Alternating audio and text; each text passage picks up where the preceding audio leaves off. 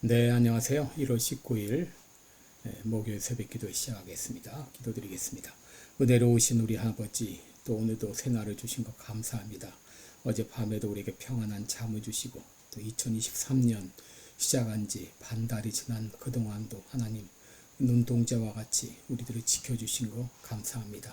이 시간도 우리 마음과 뜻과 정성을 모아 주님과 귀한 교제 시간 갖기를 원합니다. 진리의 성령이여 우리들을 진리 가운데로 인도해 주옵소서. 감사드리며 예수님의 이름으로 기도드리옵나이다. 아멘. 네, 찬송가 543장 부르겠습니다. 어려운 일 당할 때 나의 믿음 자거나 543장. 예전 찬송가는 342장입니다. 543장 부르겠습니다.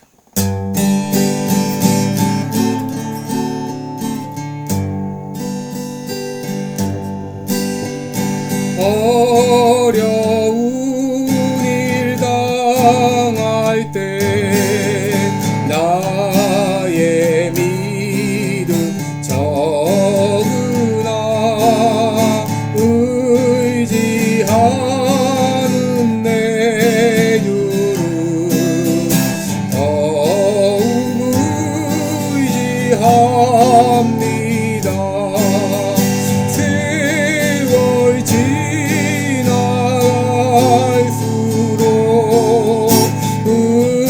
의지할 것 우리세 무슨 일을 당해도 예수 의지합니다. 성령께서 내 맘에 밝히 주시네. 인도하심 따라서 주만 의지합니다. 세월 지나갈수록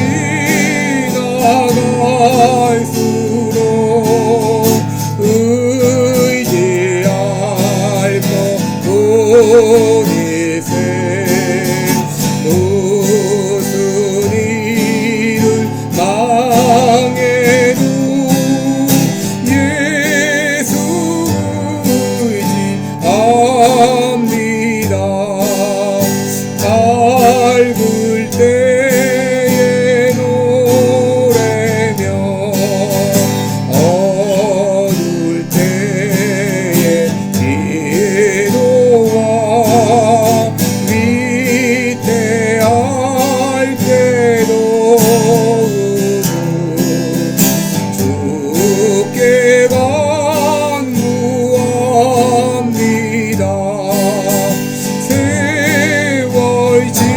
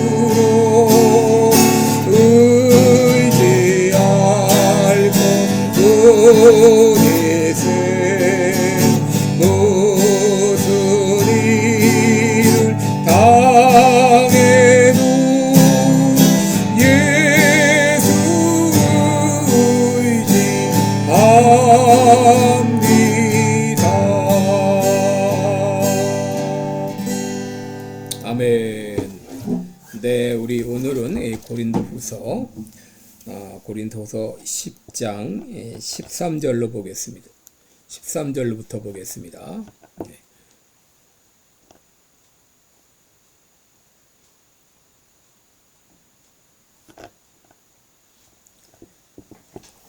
고린도 후서 10장 13절부터 18절까지 보겠습니다. 10장 13절로 18절 제가 읽어드립니다. 그러나 우리는 분량밖에 자랑을 하지 않고 오직 하나님이 우리에게 분량으로 나눠주신 그 분량의 한계를 따라 하노니 곧 너희에게까지 이른 것이라. 우리가 너희에게 미치지 못할 자로서 스스로 지나쳐 나아간 것이 아니요 그리스도의 복음으로 너희에게까지 이른 것이라. 우리는 남의 수고를 가지고 분량밖에 자랑하는 것이 아니라 오직 너희 믿음이 더할수록 우리의 한계를 따라 너희 가운데서 더욱 위대하여지기를 바라노라. 이는 남의 한계 안에 예비한 것으로 자랑하지 아니하고 너희 지경을 넘어 복음을 전하려 함이라. 자랑하는 자는 주 안에서 자랑할지니라. 옳다 인정함을 받는 자는 자기를 칭찬하는 자가 아니요 오직 주께서 칭찬하시는 자니라. 아멘. 네, 우리 오늘은 주 안에서 자랑하라 이런 제목으로 함께 말씀을 나누겠습니다. 여러분, 사람들 중에서 가장 어리석은 사람이 어떤 사람이냐? 그 사람은 바로 내가 제일 낫다 생각하는 사람입니다. 그리고 다른 사람, 나만 옳고 다른 사람은 틀렸다 생각하는 사람입니다. 여러분, 이 사람들은 모든 것을 자기가 해야 직성이 풀립니다. 그래서 다른 사람의 일을 간섭하고 심지어 그것을 빼앗아 자기가 하기도 합니다. 여러분, 당시 고린도 교회에 침투했던 거짓 교사들이 그랬는데요. 그들은 자신들만이 정통이라고 생각하고 자신들만이 능력자라고 생각을 했습니다. 그래서 사도 바울의 사도권을 부정하고 사도 바울의 영역까지 침투해서 고린도 교회를 자신들이 좌지우지하려고 했습니다. 여러분, 이에 대해서 사도 바울이 뭐라고 말합니까? 13절에 보면 우리는 분량밖에 자랑을 하지 않았다. 다만 하나님이 우리에게 나눠주신 그 분량의 한계를 따라 일했을 뿐이다 라고 말합니다. 또 14절에 보면 우리가 너희에게 미치지 못할 자로서 스스로 지나쳐 나아간 것이 아니요 다만 그리스도의 복음으로 너희에게까지 이른 것이라 라고 말했습니다. 여러분, 사도 바울은 거짓 교사들이 말하는 것처럼 스스로 지나쳐 나아간 것이 아니라 그리스도의 복음으로 너에게 이르렀다. 다시 말해 하나님이 주신 소명을 따라서 고린도 교회 너희에게 나아간 것이라 라고 말하고 있습니다. 여러분, 고린도후서 5장 17절에 보시면 그런즉 누구든지 그리스도 안에 있으면 새로운 피조물이라. 이전 것은 지나갔으니 보라 새 것이 되었도다 라고 했는데, 여러분, 우리가 그리스도 안에서 새로운 피조물이 될 때 여러 가지 변화가 따르게 되죠. 인생관이 달라지고 또 가치관이 달라지고 또 사고방식이나 이 삶의 방식, 이런 모든 것들이 다 달라지게 됩니다. 더 나아가서 자랑의 기준도 달라지게 됩니다. 여러분, 그래 사도 바울이 그가 예수 그리스도를 만난 다음에 그동안 자기가 자랑했던 모든 것들을 다 배설물처럼 여겼다 이렇게 말하죠. 그러면서 오직 그리스도만 자랑하는 사람이 되었는데, 여러분, 오늘 본문을 보게 되면 이제 스스로를 자랑하는 사람들이 있는가 하게 되면 주 안에서 자랑하는 사람이 있는 것을 보게 됩니다. 여러분, 이제 고린도서나 갈라디아서 이걸 보게 되면 사도 바울이 계속해서 자신의 사도권을 주장하는 것을 볼 수 있죠. 여러분, 여기 8절에 보시면 주께서 주신 권세는 너희를 파하려고 하신 것이 아니요 세우려고 하신 것이니 내가 이에 대하여 지나치게 자랑하여도 부끄럽지 아니하리라. 여러분, 왜 사도 바울이 사도권을 주장하죠? 이것은 인간적으로 자기의 지위를 자랑하려고 하는 것이 아니라 이것은 부정할 수 없는 사실이기 때문이죠. 여러분, 사도 바울의 사도권은 자신이 노력해서 획득한 것이 아니라 주님으로부터 주어진 것입니다. 그러기에 그는 수많은 모함 가운데서도 자신의 직책에 대한 확신을 가지고 있었습니다. 여러분, CEO 예수, 최고 경영자 예수라는 그 책이 있는데, 이 예수님께서 성공적인 사역을 할 수 있었던 두 가지 비결을 소개했습니다. 첫째는 하나님은 이 자아의식, 다시 말해 아이덴티티가 확실했다고 하는 것이죠.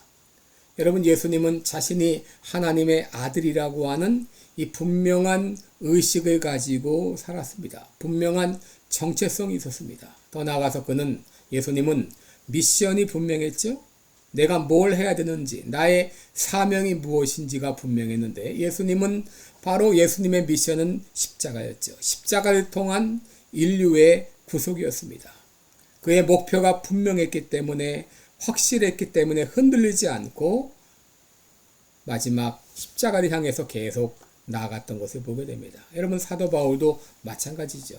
그는 분명한 정체성을 가져서 자신이 예수 그리스도의 사도라고 하는 그 흔들림 없는 분명한 정체성이 있었고, 그는 자신의 사명이 있었습니다.